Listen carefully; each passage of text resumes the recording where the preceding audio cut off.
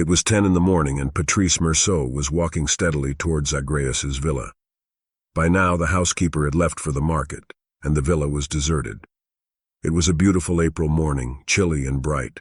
The sky was radiant, but there was no warmth in the glistening sunshine. The empty road sloped up toward the villa, and a pure light streamed between the pines covering the hillside. Patrice Merceau was carrying a suitcase, and as he walked on through that primal morning, the only sounds he heard were the click of his own footsteps on the cold road and the regular creak of the suitcase handle.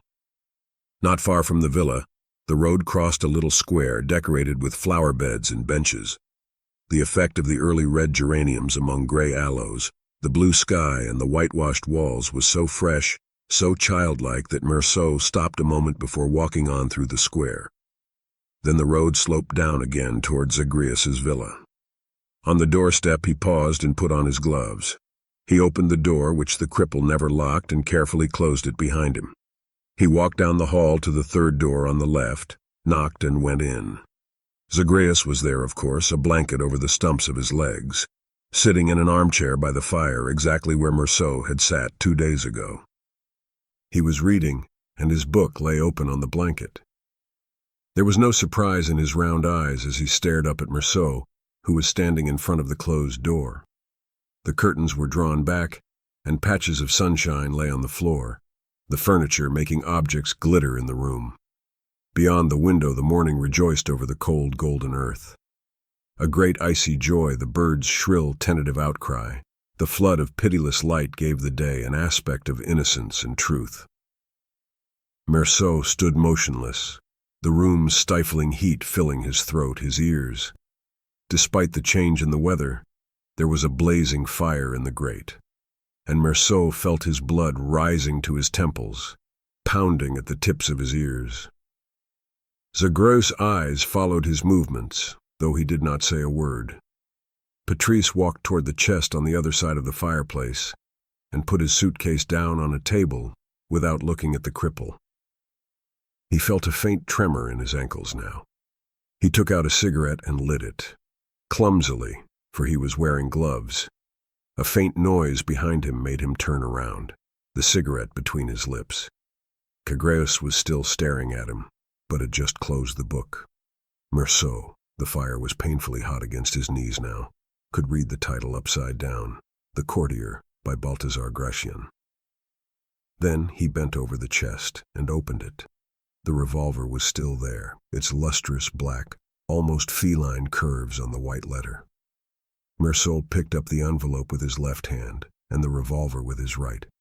After an instant's hesitation, he thrust the gun under his left arm and opened the envelope. It contained one large sheet of paper, with only a few lines of Zagreus' tall, angular handwriting across the top. "I am doing away with only half a man. It need cause no problem. There is more than enough here to pay off those who have taken care of me till now. Please use what is left over to improve conditions of the men in death row. But I know it's asking a lot." Expressionless, Merceau folded the sheet and put it back in the envelope. As he did so, the smoke from his cigarette stung his eyes, and a tiny chunk of ash fell on the envelope. He shook it off, set the envelope on the table where it was sure to be noticed, and turned toward Zagreus, who was staring at the envelope now, his stubby, powerful fingers still holding the book.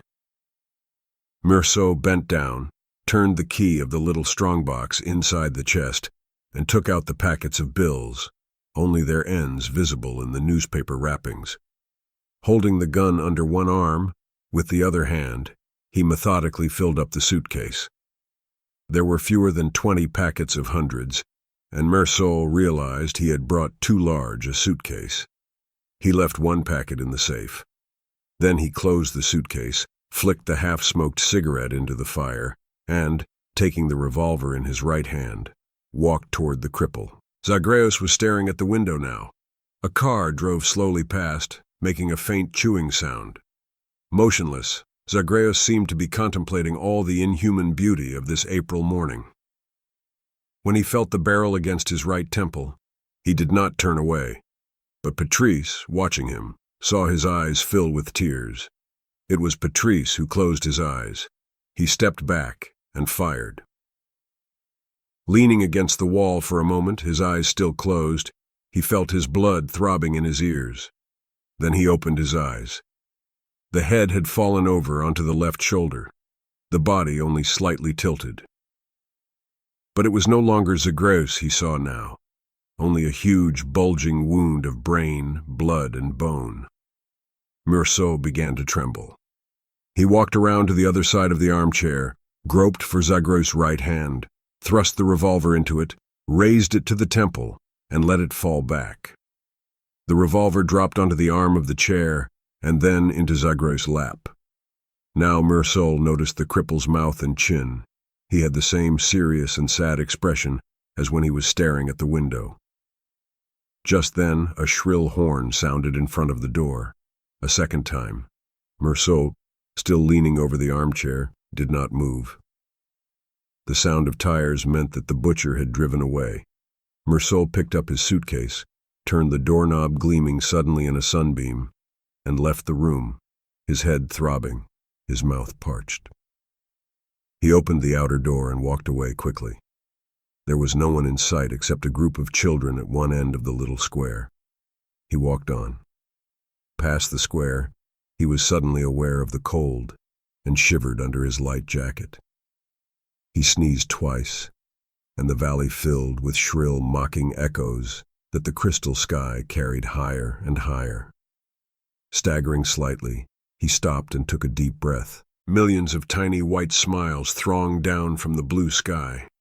They played over the leaves still cupping the rain, over the damp earth of the paths, soared to the blood-red tile roofs, then back into the lakes of air and light from which they had just overflowed. A tiny plane hummed its way across the sky. In this flowering of air, this fertility of the heavens, it seemed as if a man's one duty was to live and be happy. Everything in Rieux fell silent. He sneezed a third time and shivered feverishly. Then he hurried away without glancing around him, the suitcase creaking, his footsteps loud on the road.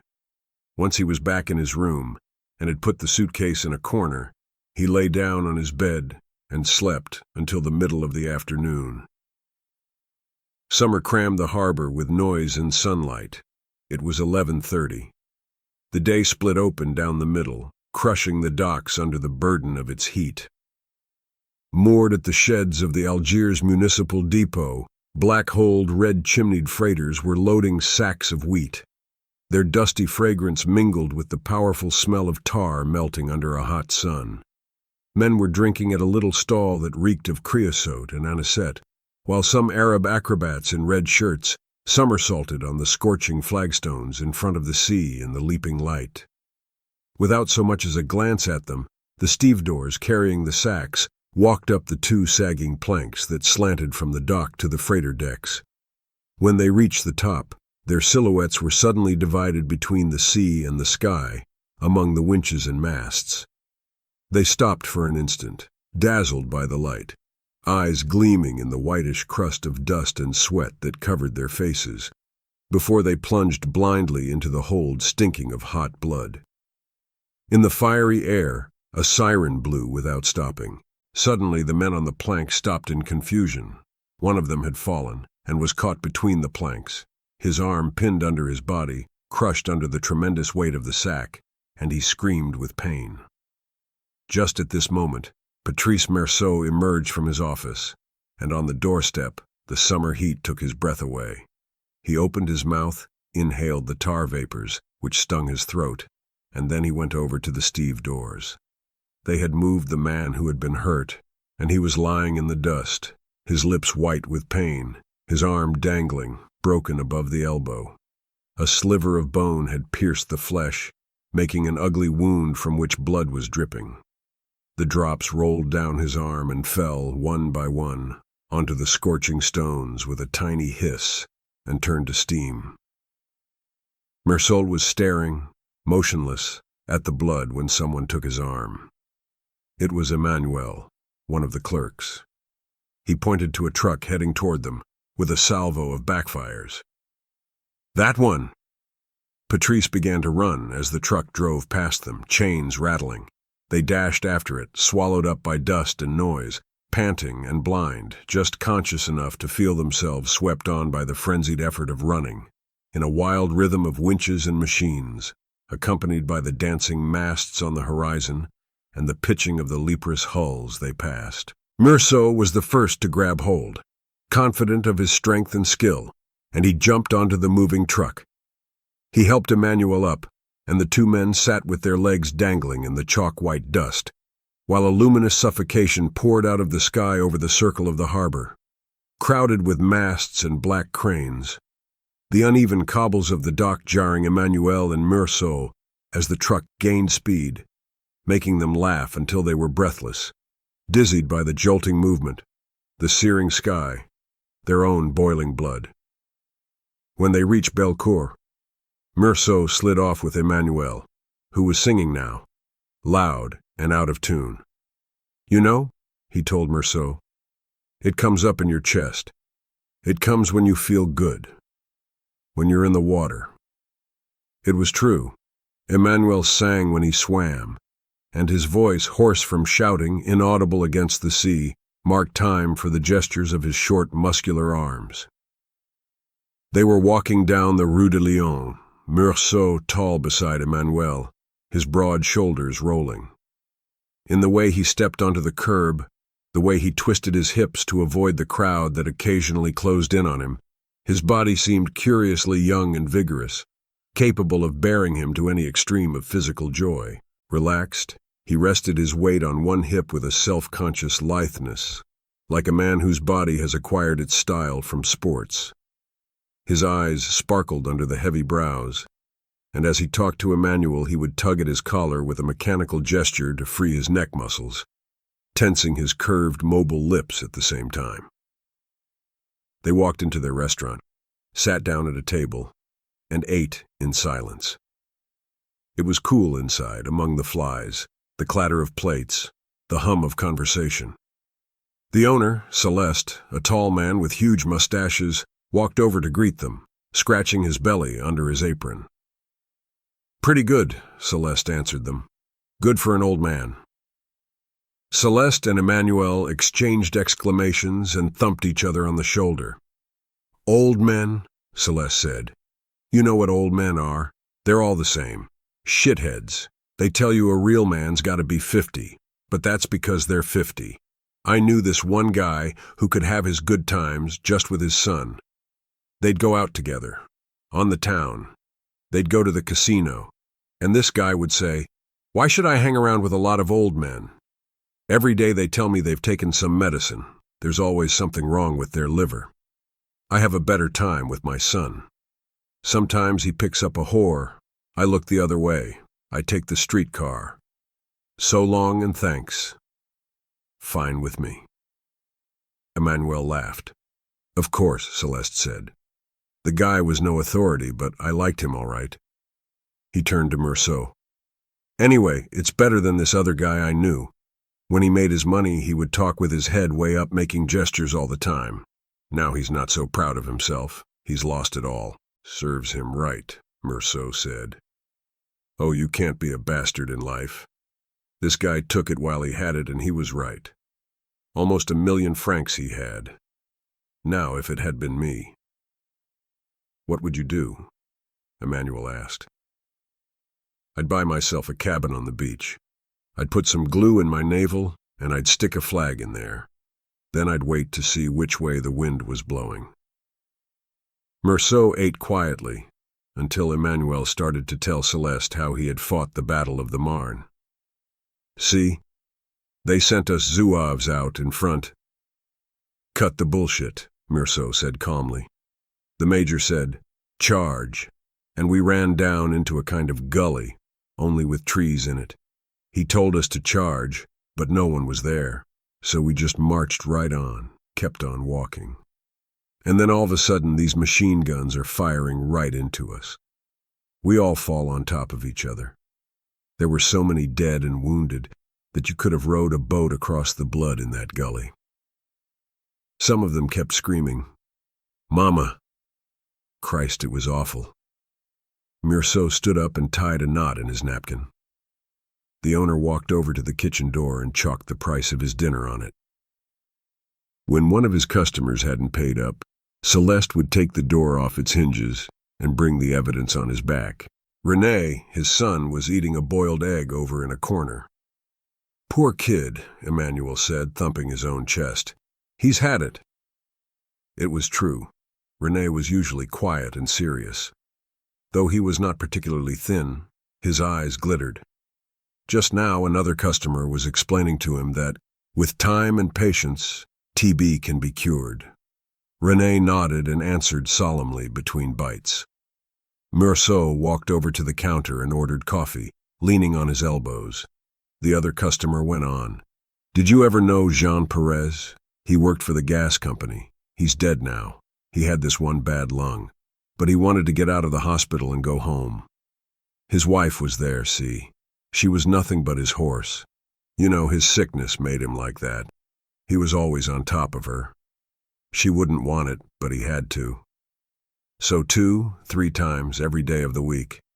It ends up killing a sick man."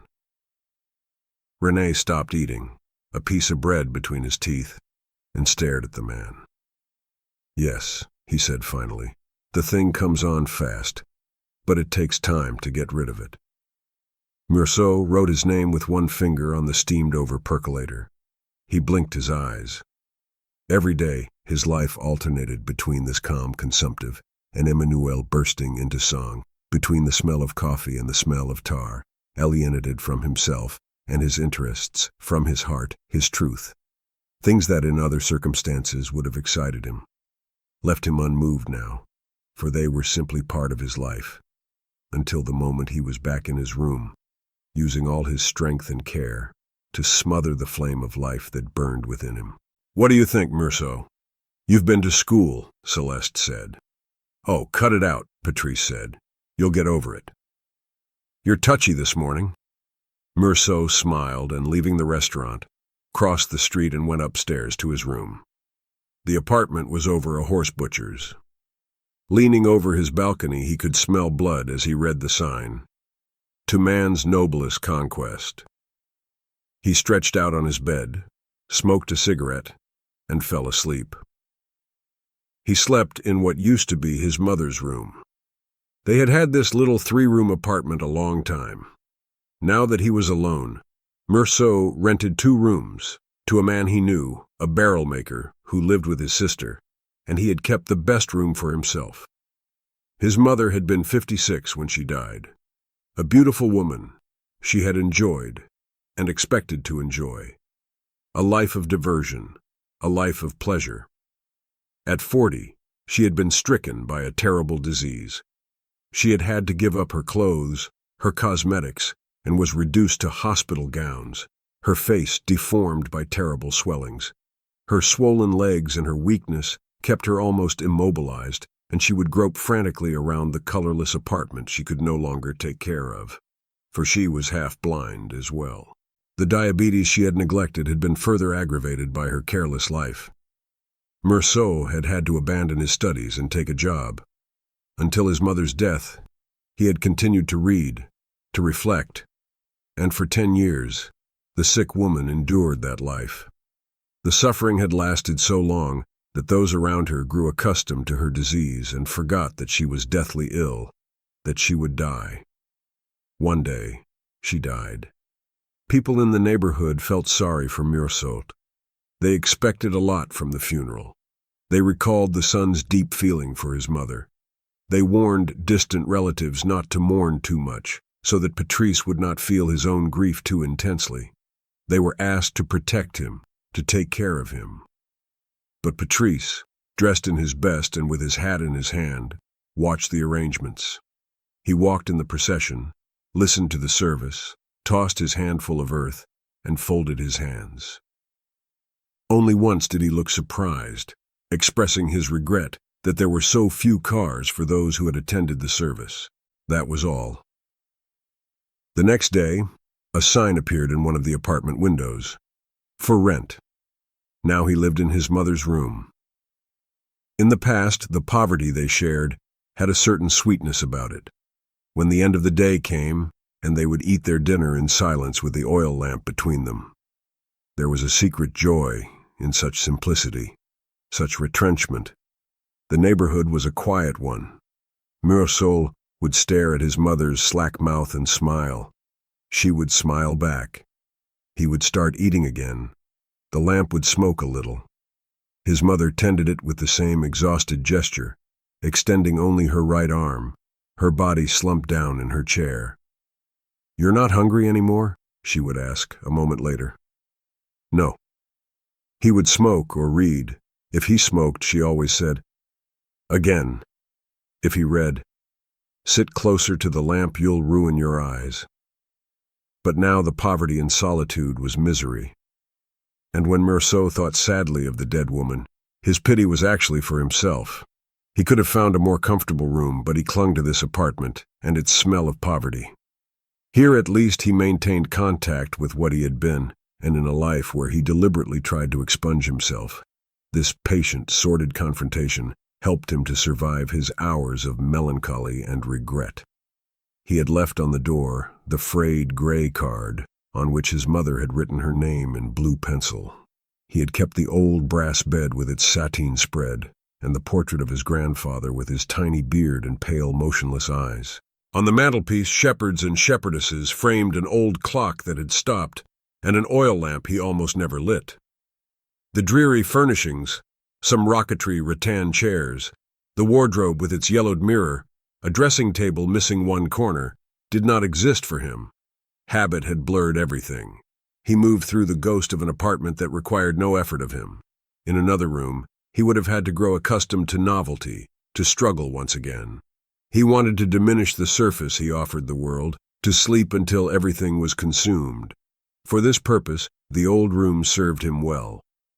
One window overlooked the street, the other a yard always full of laundry, and, beyond it, a few clumps of orange trees squeezed between high walls.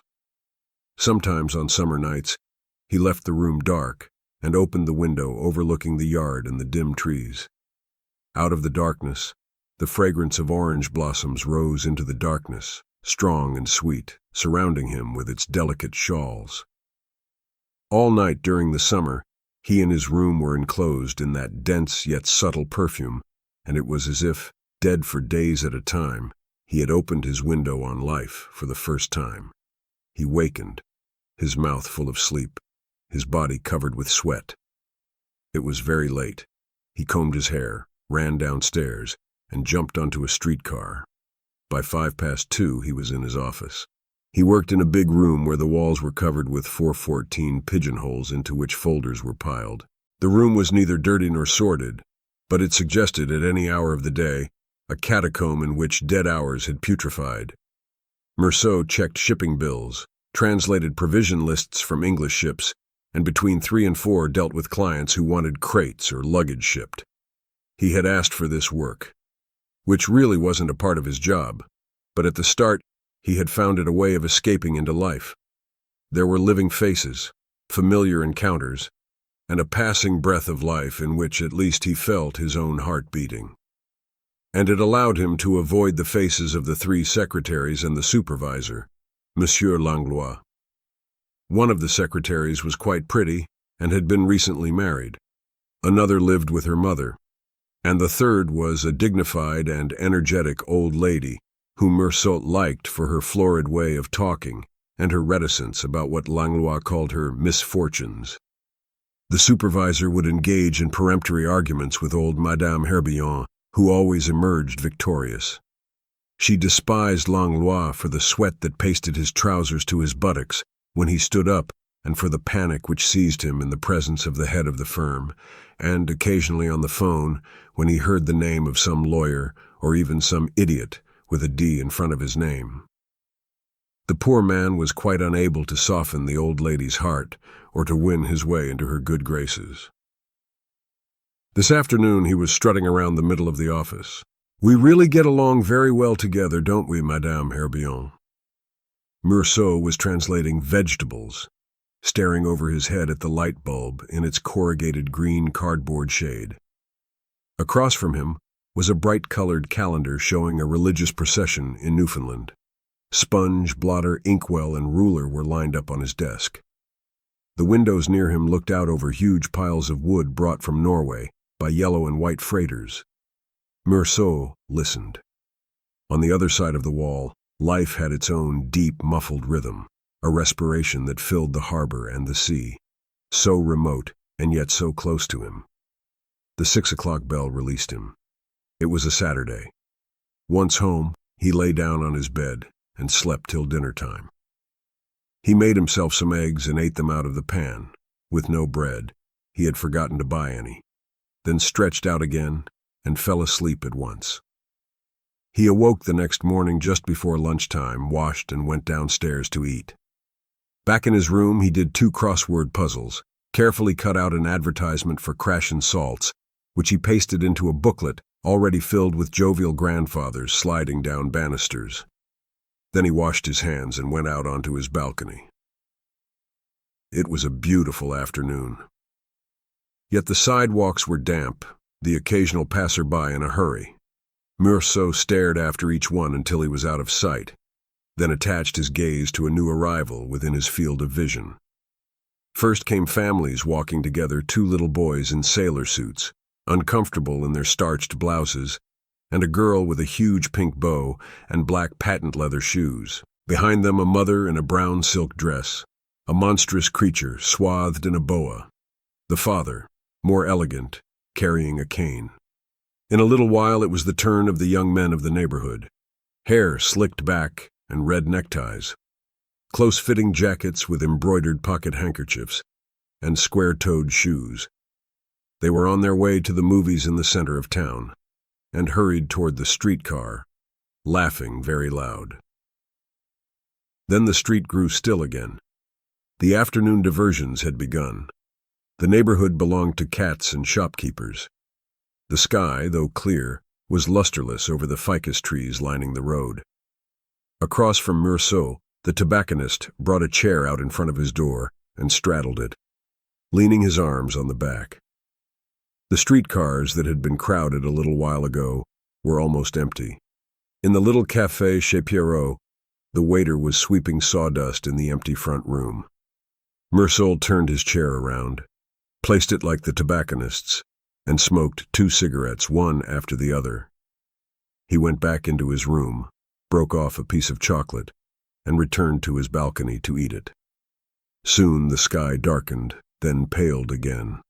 But the passing clouds had left a promise of rain over the street they dimmed. At 5, streetcars groaned past, jammed with soccer fans from the outlying stadiums, perched on the running boards and hanging from the handrails. On the next streetcar, he could identify the players themselves by their canvas bags. They shouted and sang at the top of their lungs that their teams would never die. Several waved to Rieux. One shouted, "We did it this time." "Yes," was all Rieux answered, nodding. Then there were more cars. Some had flowers wreathed in their bumpers and looped around their fins. Then the light faded a little more. Over the roof the sky reddened, and with evening the streets grew lively again. The strollers returned, the tired children whining as they let themselves be dragged home. The neighborhood movie houses disgorged a crowd into the street. Rieux could tell from the violent gestures of the young men that they had seen some sort of adventure film. Those who had been to movies in the center of town appeared a little later. They were more serious. For all their laughter and teasing gestures, their eyes and their movements betrayed a kind of nostalgia for the magical lives they had just shared. They lingered in the street, coming and going. And on the sidewalk across from Rieux, 2 streams finally formed. One consisted of neighborhood girls, walking arm in arm, bareheaded. The young men in the other cracked jokes, which made the girls laugh and look away. Older people went into the cafes or formed groups on the sidewalk, which the human river flowed around as if they were islands. The street lamps were on now, and the electric light made the first stars look faint in the night sky. An audience of 1. Rieux watched the procession of people under the lights. The street lamps made the damp sidewalks gleam, and at regular intervals the streetcars would throw reflections on shiny hair, wet lips, a smile, or a silver bracelet.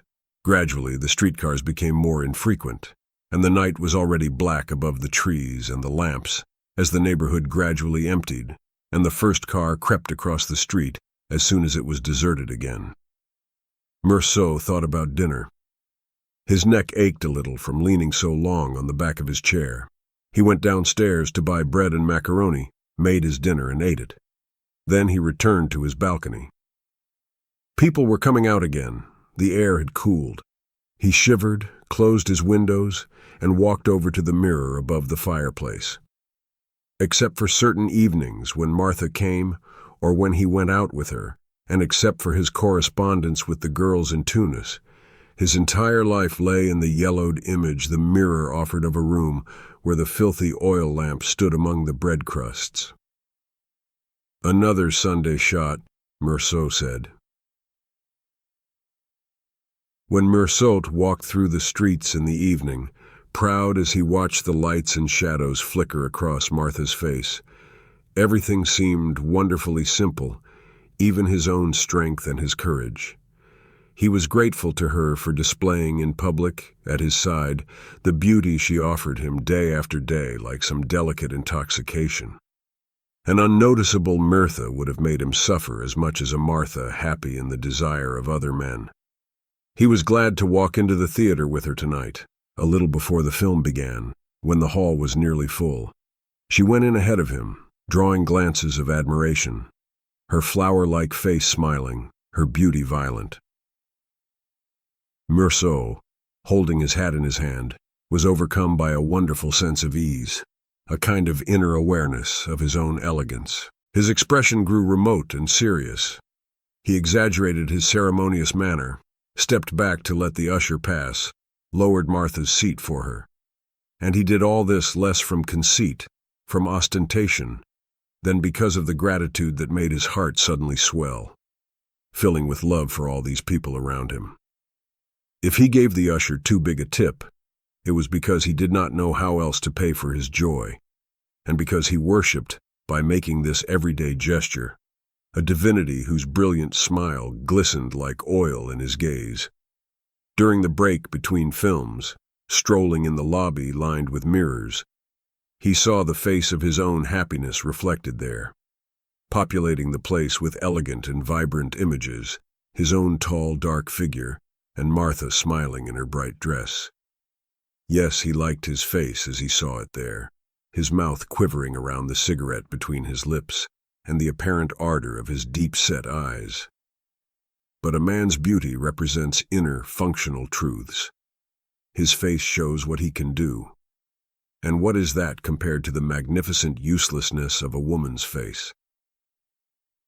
Rieux was aware of this now, delighting in his vanity and smiling at his secret demons.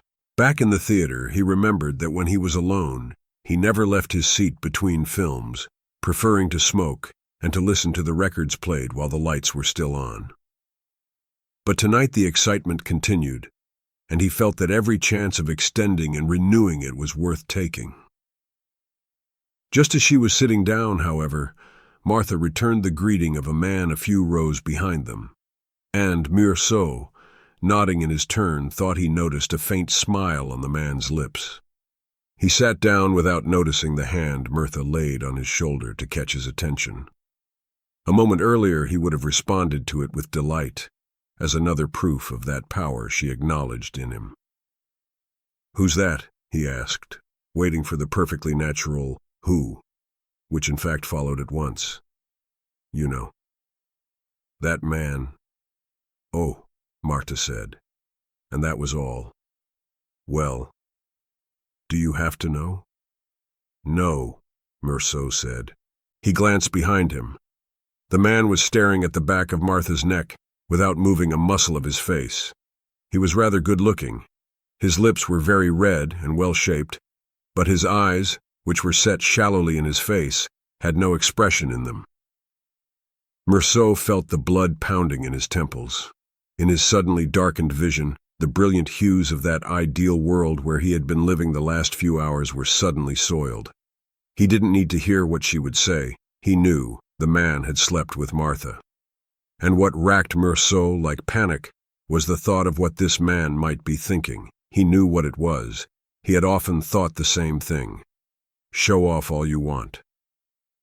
The idea that this man was now imagining Martha's every gesture, even her way of putting her arm over her eyes at the moment of pleasure, that he too had once tried to pull her arm away in order to watch the tumultuous surge of the dark gods in her eyes, made everything inside Meursault collapse, and tears of rage welled up under his closed eyelids while the theater bell announced that the film was about to begin.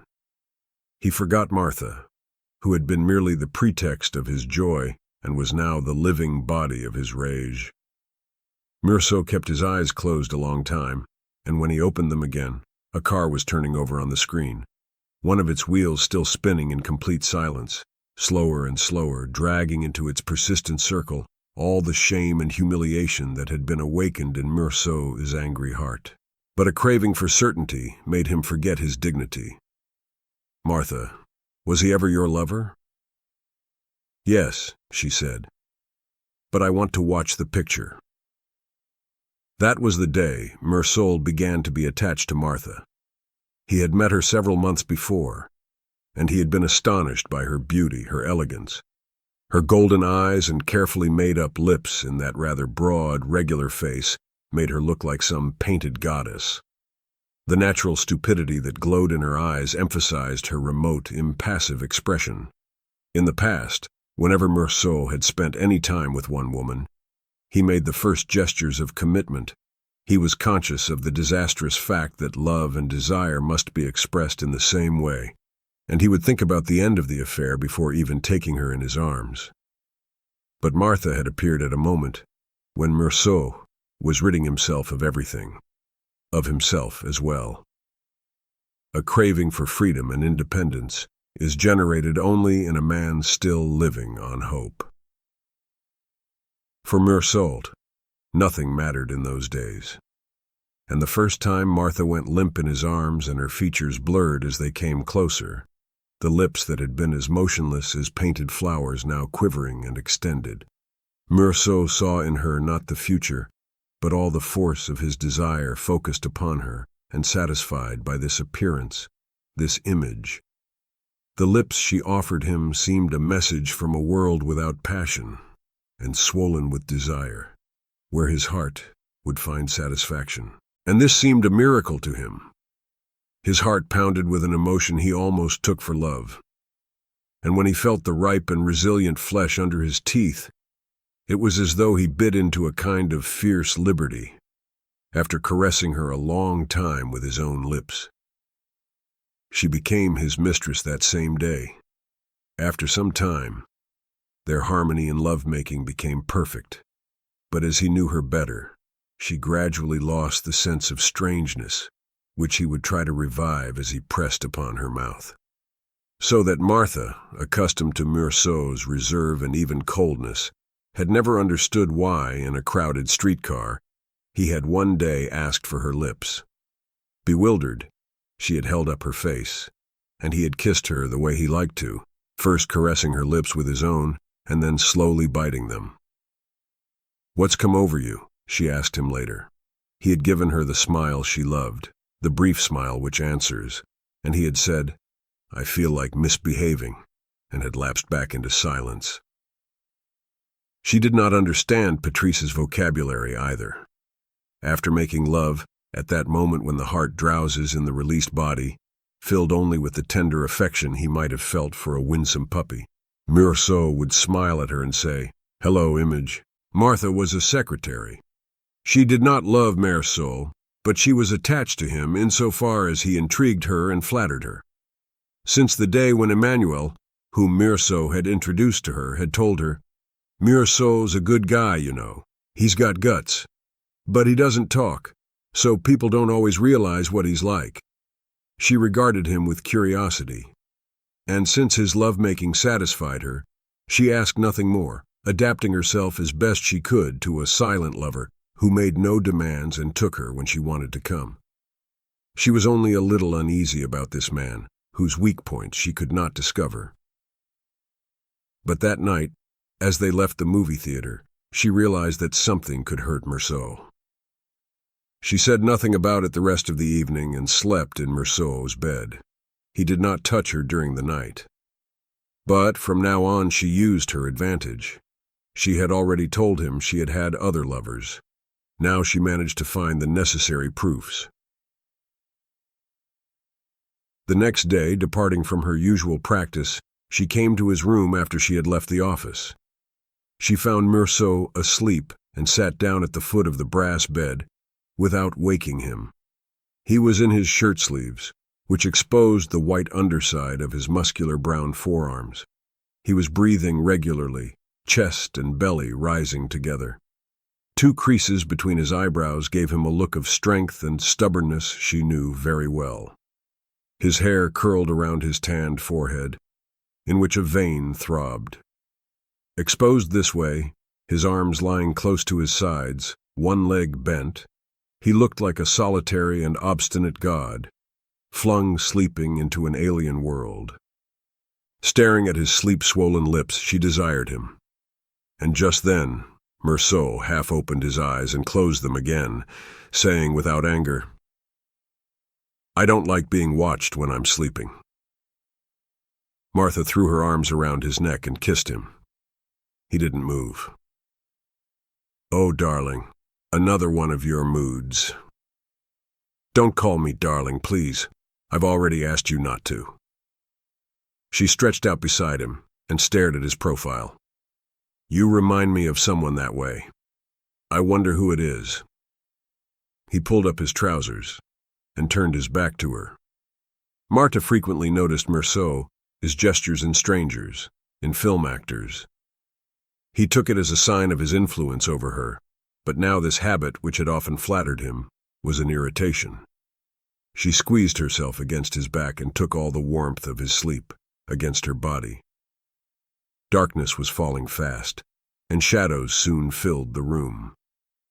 Somewhere in the building there were shouts, children crying, a cat mewing, the sound of a door slamming. The street lamps came on, flooding the balcony. Streetcars went by occasionally. And then the neighborhood smell of anisette and roasting meat rose in heavy gusts from the street into the room. Martha felt sleepy. "You're mad at me, aren't you? It started yesterday. That's why I came. Aren't you going to talk to me?" She shook him. Meursault didn't move, his eyes tracing the curve of light on a shoe under the dressing table. It was already dark in the room. "You know that man yesterday? Well, I was just kidding. He was never my lover." "No." "Well, not really."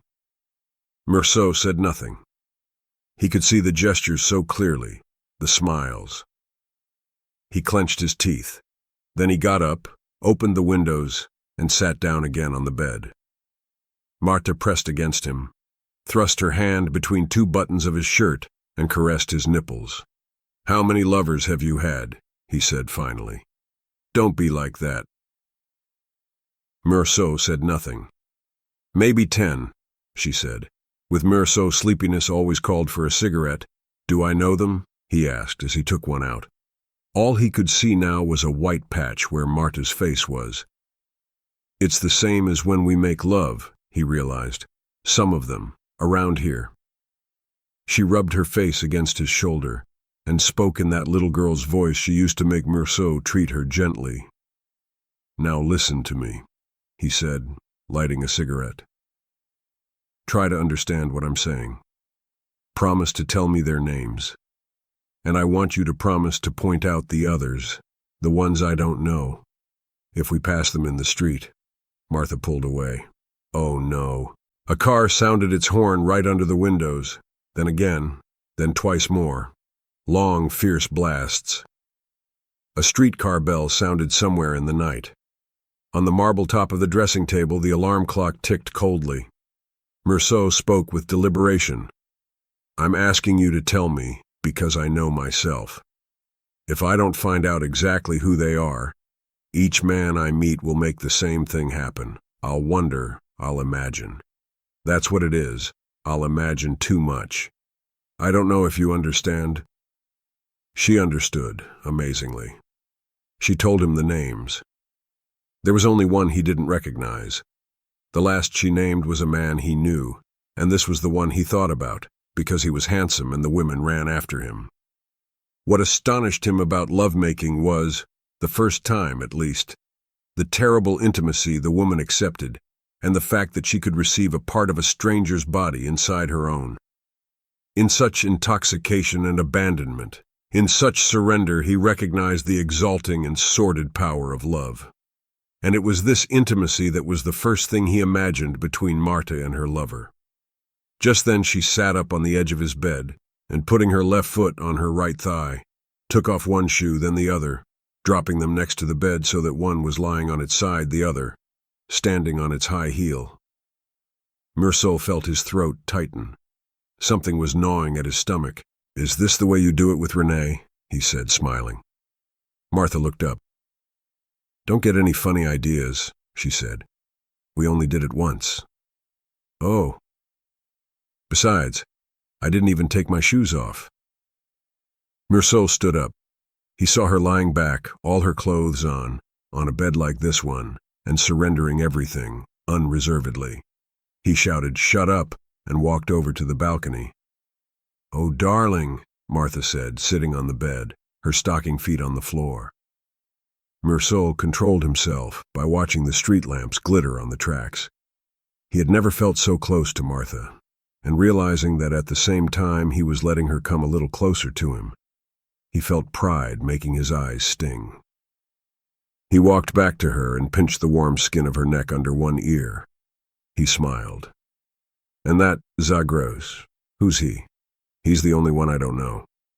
"Oh, him," Martha said with a laugh. "I still see him." Meursault pinched harder. "He was the first one, you have to understand that. I was just a kid.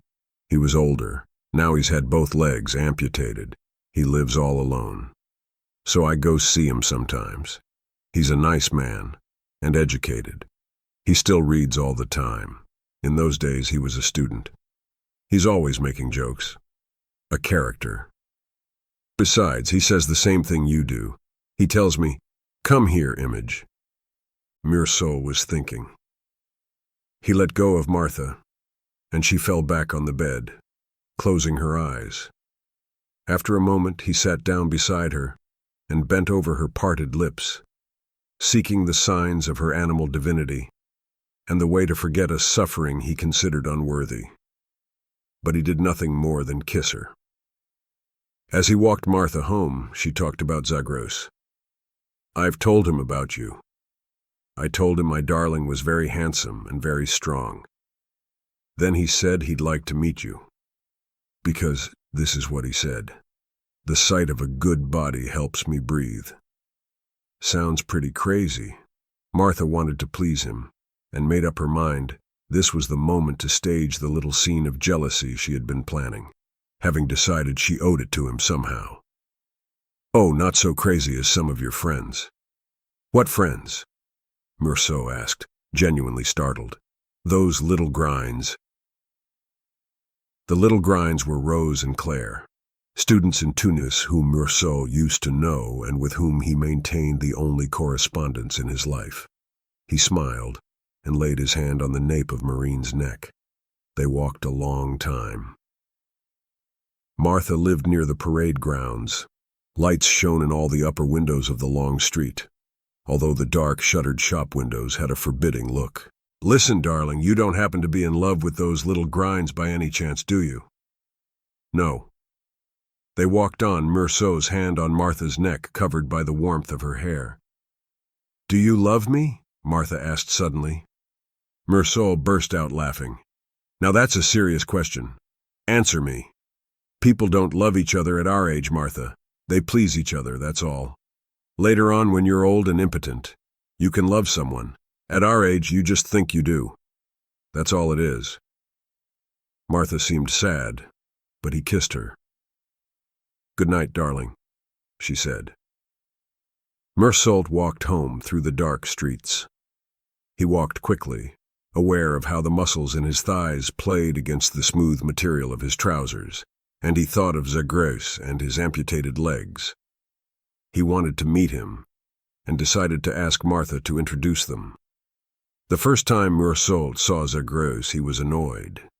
Yet Zagreus had tried to avoid anything that might be embarrassing about two lovers of the same woman meeting in her presence. To do so, he had attempted to make Meursault his accomplice by calling Martha a good girl and laughing very loud. Meursault had remained impassive. He told Martha as soon as they were alone how much he had disliked the encounter. "I don't like half portions. It bothers me. It keeps me from thinking, and especially half portions who brag." "Oh, you and your thinking," Martha answered, not understanding. "If I paid any attention to you." But later, that boyish laugh of Zagreus, which had at first annoyed him, caught Meursault's attention and interest. Moreover, the obvious jealousy which had provoked Meursault's first judgment had disappeared as soon as he saw Zagreus. Once, when Martha quite innocently referred to the time she had known Zagreus, he advised her, "Don't bother. I can't be jealous of a man who doesn't have his legs anymore. If I ever do think about the two of you, I see him like some kind of big worm on top of you, and it just makes me laugh. So don't bother, Angel." And after that, he went back to visit Zagreus by himself. Zagreus talked a great deal and very fast, laughed, then fell silent. Meursault felt comfortable in the big room where Zagreus lived, surrounded by books and Moroccan brass trays, the fire-casting reflections on the withdrawn face of the Khmer Buddha on the desk. He listened to Zagreus. What he noticed about the cripple was that he thought before he spoke. Besides, the pent-up passion, the intense life animating this absurd stump of a man, was enough to attract Meursault, to produce in him something which, if he had been a little less guarded, he might have taken for friendship. That Sunday afternoon, after talking and laughing a great deal, Roland Zagreus sat silent near the fire in his big wheelchair, wrapped in white blankets. Meursault was leaning against a bookshelf, staring at the sky and the landscape through the white silk curtains. He had come during a light rain and, not wanting to arrive too early, had spent an hour wandering around the countryside. The day was dark, and even without hearing the wind, Meursault could see the trees and branches writhing silently in the little valley. The silence was broken by a milk wagon, which trundled down the street past the villa in a tremendous racket of metal cans. Almost immediately the rain turned into a downpour, flooding the window panes. All the water like some thick oil on the panes, the faint hollow noise of the horses' hoofs, more audible now than the cart's uproar, the persistent hiss of the rain, this basket case beside the fire, and the silence of the room. Everything seemed to have happened before. A dim melancholy passed that flooded Meursault's heart, the way the rain had soaked his shoes and the wind had pierced the thin material of his trousers. A few moments before, the falling vapor, neither a mist nor a rain, had washed his face like a light hand and laid bare his dark-circled eyes. Now he stared at the black clouds that kept pouring out of the sky, no sooner blurred than replaced. The creases in his trousers had vanished, and with them the warmth and confidence of a world made for ordinary men. He moved closer to the fire and to Zagreus, and sat facing him, in the shadow of the high mantelpiece and yet within sight of the sky. Zagreus glanced at Meursault, then looked away and tossed into the fire a ball of paper he had crumpled in his left hand. The gesture, as always ridiculous, disconcerted Meursault. The sight of this mutilated body made him uneasy. Zagreus smiled but said nothing, then suddenly thrust his face toward Meursault. The flames gleamed on his left cheek only, but something in his voice and eyes was filled with warmth. "You look tired," he said. Abashed, Meursault merely answered, "Yes, I don't know hat to do," and after a pause straightened up, walked to the window, and added as he stared outside, "I feel like getting married or committing suicide or subscribing to l'illustration. Something desperate, you know." Zagreus smiled. "You're a poor man, Meursault. That explains half of your disgust, and the other half you owe to your own submission to poverty. Rieux kept his back turned, staring at the trees and the wind. Zagros smoothed the blanket over his legs. You know, a man always judges himself by the balance he can strike between the needs of his body and the demands of his mind. You're judging yourself now, Rieux, and you don't like the sentence. You live badly, like a barbarian. He turned his head toward Patrice. You like driving a car, don't you? Yes. You like women? When they're beautiful. That's what I meant. Zagreus turned back to the fire. After a moment he began, all those things. Rieux turned around, leaning against the window, which yielded slightly to his weight, and waited for the rest of the sentence.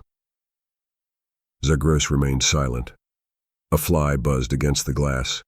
Rieux turned, caught it under his hand, then let it go. Zagreus watched him and said hesitantly, I don't like talking seriously, because then there's only one thing to talk about, the justification you can give for your life, and I don't see how I can justify my amputated legs. Neither do I, Rieux said without turning around. Zagreus' young laugh suddenly burst out. Thanks. You don't leave me any illusions. He changed his tone. But you're right to be hard. Still, there's something I'd like to say to you. And he broke off again. Rieux came over and sat down facing him. Listen, Zagreus resumed, and look at me. I have someone to help me, to set me on the toilet, and afterwards to wash me and dry me. Worse, I pay someone for it. Yet I'll never make a move to cut short a life I believe in that much. I'd accept even worse, blind, dumb, anything, as long as I feel in my belly that dark fire that is me alive. The only thing that would occur to me would be to thank life for letting me burn on. Zagreus flung his body back in the chair, out of breath. There was less of him to see now, only the whitish reflection the blankets left on his chin.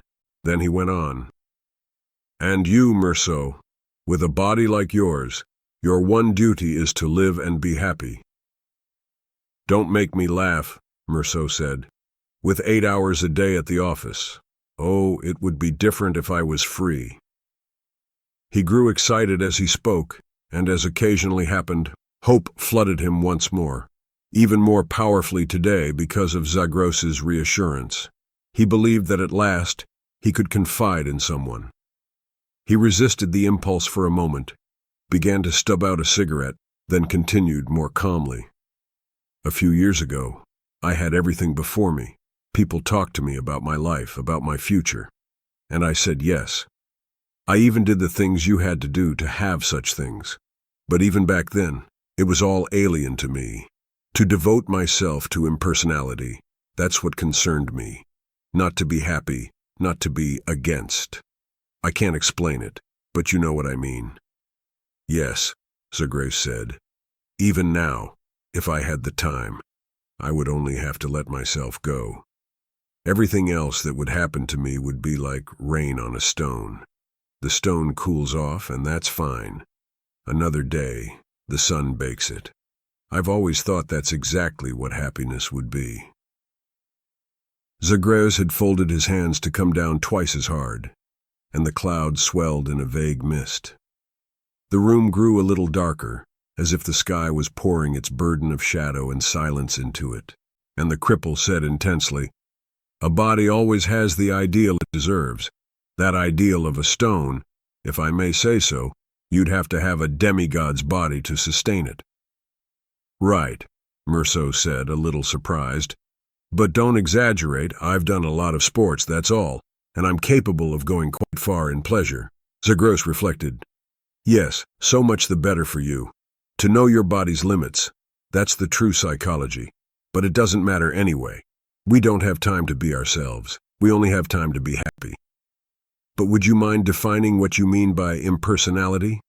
No, Rieux said. But that was all. Zagreus took a sip of tea and set down his full cup. He drank very little, preferring to urinate only once a day. He willed himself to reduce the burden of humiliations each day brought him. "You can't save a little here, a little there," he had told Rieux one day. "It's a record like any other." For the first time, a few raindrops fell down the chimney. The fire hissed. The rain beat harder on the window panes. Somewhere a door slammed. On the road, automobiles streaked by like gleaming rats. One of them blew its horn, and across the valley the hollow, lugubrious blast made the wet space of the world even larger, until its very memory became for Rieux an element of the silence and the agony of that sky. "I'm sorry, Zagros, but it's been a long time since I talked about certain things. So I don't know anymore. Or I'm not sure. When I look at my life and its secret colors, I feel like bursting into tears, like that sky. It's rain and sun both, noon and midnight. You know, Zagros, I think of the lips I've kissed, and of the wretched child I was, and of the madness of life and the ambition that sometimes carries me away. I'm all those things at once. I'm sure there are times when you wouldn't even recognize me. Extreme in misery, excessive in happiness. I can't say it. You're playing several games at the same time?" "Yes, but not as an amateur," Rieux said vehemently. "Each time I think of that flood of pain and joy in myself, I know. I can't tell you how deeply I know that the game I'm playing is the most serious and exciting one of all." Zagros smiled. "Then you have something to do?" Rieux said vehemently. "I have my living to earn.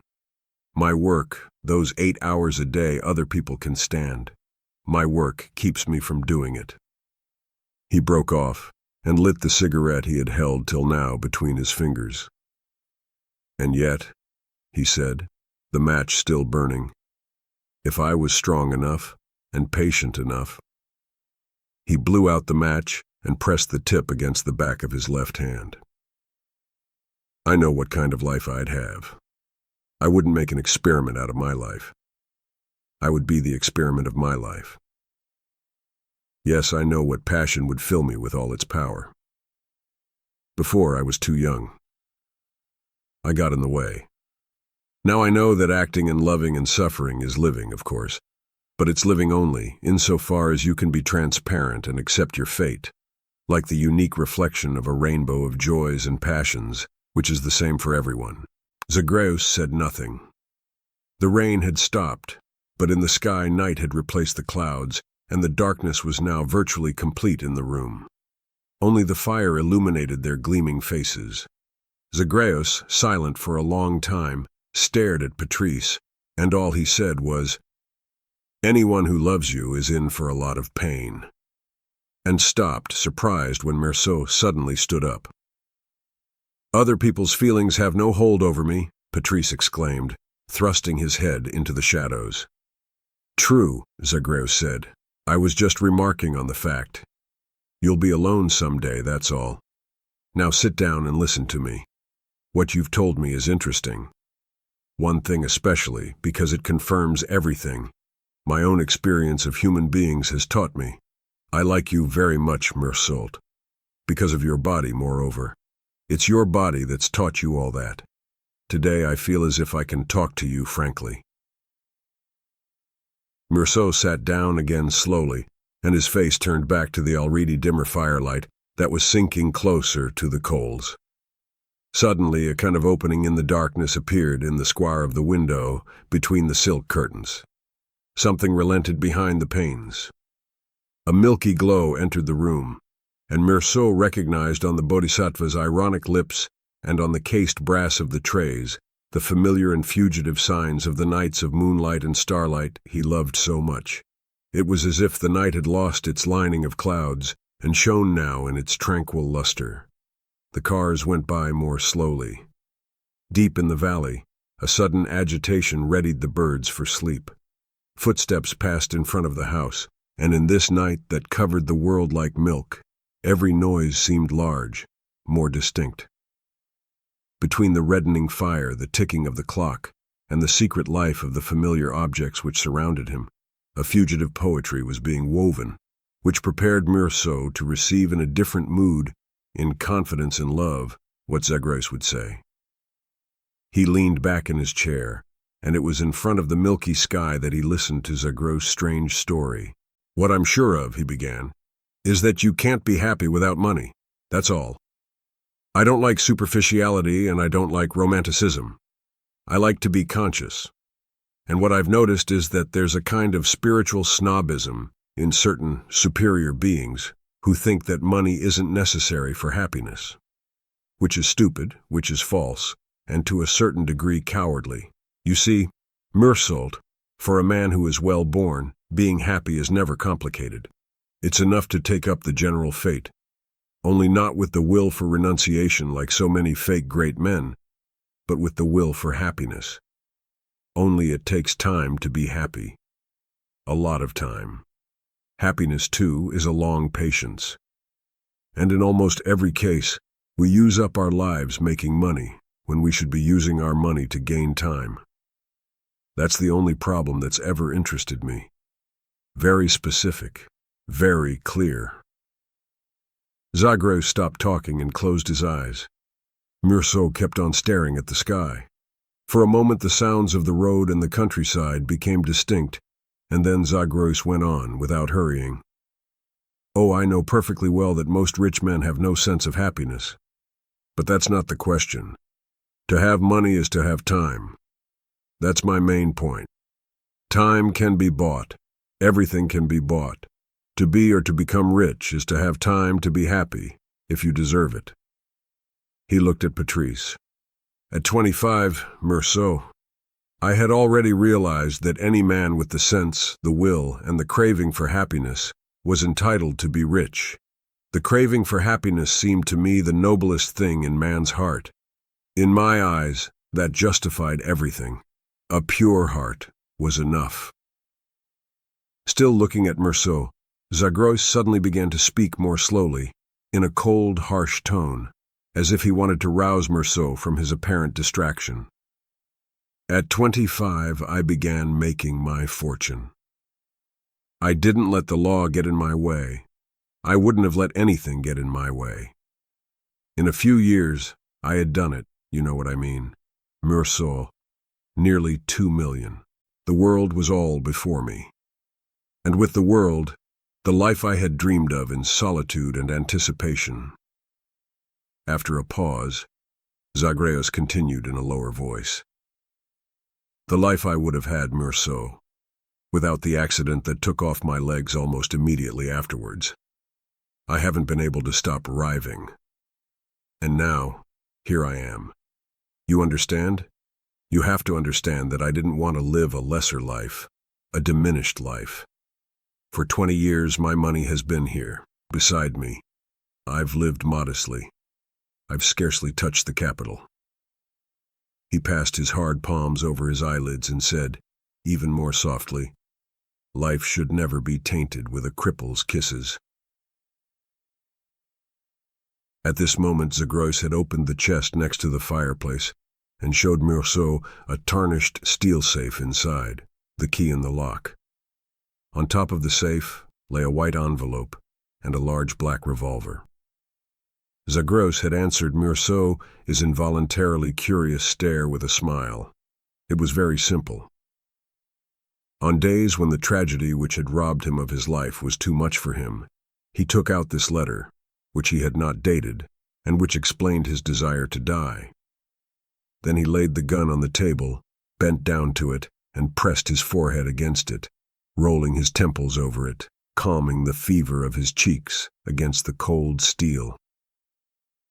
For a time he stayed like that, letting his fingers caress the trigger, lifting the safety catch, until the world fell silent around him and his whole being. Already half asleep, united with the sensation of the cold, salty metal from which death could emerge. Realizing then that it would be enough for him to date his letter and pull the trigger, discovering the absurd feasibility of death, he knew his imagination was vivid enough to show him the full horror of what life's negation meant for him, and he drowned in his somnolence all his craving to live, to go on burning in dignity and silence. Then waking completely, his mouth full of already bitter saliva, He would lick the gun barrel, sticking his tongue into it and sucking out an impossible happiness. Of course my life is ruined. But I was right in those days. Everything for happiness against the world which surrounds us with its violence and its stupidity. Zagros laughed then and added, "You see, Meursault, all the misery and cruelty of our civilization can be measured by this one stupid axiom: happy nations have no history." It was very late now. Meursault could not tell what time it was. His head throbbed with feverish excitement. The heat and the harshness of the cigarettes he had smoked filled his mouth. Even the light around him was an accomplice still. For the first time since Zagros had begun his story, he glanced toward him. "I think I understand." Exhausted by his long effort, the cripple was breathing hoarsely. After a silence, he nonetheless said laboriously, "I'd like to be sure. Don't think I'm saying that money makes happiness. I only mean that for a certain class of beings happiness is possible, provided they have time, and that having money is a way of being free of money." He had slumped down in his chair under his blankets. The night had closed in again, and Meursault could scarcely see Zagros now. A long silence followed, and Meursault, wanting to re-establish contact, to assure himself of the other man's presence in the darkness, stood up and said, as though groping, "It's a beautiful risk to take." "Yes," Zagros said, almost in a whisper. "And it's better to bet on this life than on the next. For me, of course, it's another matter." A wreck, Meursault thought. A zero in the world. For 20 years I've been unable to have the experience of a certain happiness. This fife which devours me, I won't have known it to the full. And what frightens me about death is the certainty it will bring me, that my life has been consummated without me. I will have lived. Marginally. Do you understand? With no transition, a young man's laugh emerged from the darkness. "Which means, Meursault, that underneath, and in my condition, I still have hope." Meursault took a few steps toward the table. "Think about it," Zagros said. "Think about it." Meursault merely asked, "Can I turn on the light?" "Please." Zagros' nostrils and his round eyes looked paler in the sudden glare. He was still breathing hard. When Meursault held out his hand, he replied by shaking his head and laughing too loud. "Don't take me too seriously. It always annoys me, the tragic look that comes into people's faces when they see my stumps." He's playing games with me, Meursault thought. "Don't take anything seriously except happiness. Think about it, Meursault. You have a pure heart. Think about it." Then he looked him straight in the eyes and after a pause said, "Besides, you have 2 legs, which doesn't do any harm." He smiled then and rang a bell. "Clear out now, it's time for pee-pee."